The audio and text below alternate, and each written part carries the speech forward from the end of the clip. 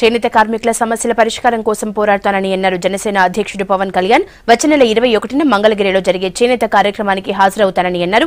చేనేత brand ambassador గా ఉంటానన్న పవన్ కళ్యాణ్ ను చేనేత కార్మికులు కలిసి కృతజ్ఞతలు తెలిపారు. చేనేత వస్త్రాలు అందజేశారు. ఇకపై వారానికోసారి చేనేత వస్త్రాలు ధరిస్తానని తెలిపారు పవన్.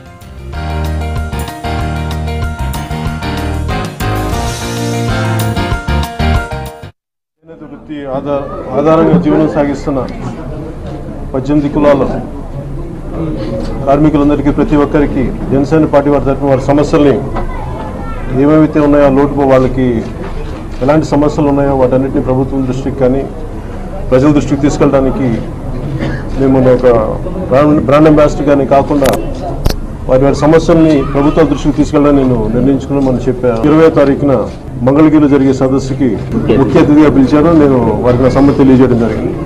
మనస్ఫూర్తిగా ముందు వారికి ఎలాంటి సమస్యలు నేను వారి తరపున మేము ఉంటామని చెప్పి మనస్ఫూర్తిగా తెలియజేస్తాను. నా ఉద్దేశం చేనేత అనేది మన జాతి సంపద. అది చాలా అరుదైన కళ. అది అమేజింగ్, దానికి ఆర్టిస్టిక్ స్కిల్స్ ఉన్న కళ. అది అలాంటి కళని దానికి సరైన ప్రోత్సాహాలు ఇవ్వటం, ఆ కళాకారులను గుర్తించడం, వారికి ఏ విధమైన ఆర్థికంగా మనం వాళ్ళకి అండగా ఉంటే వాళ్ళకి ముందుకెళ్తారనేది ఉంది.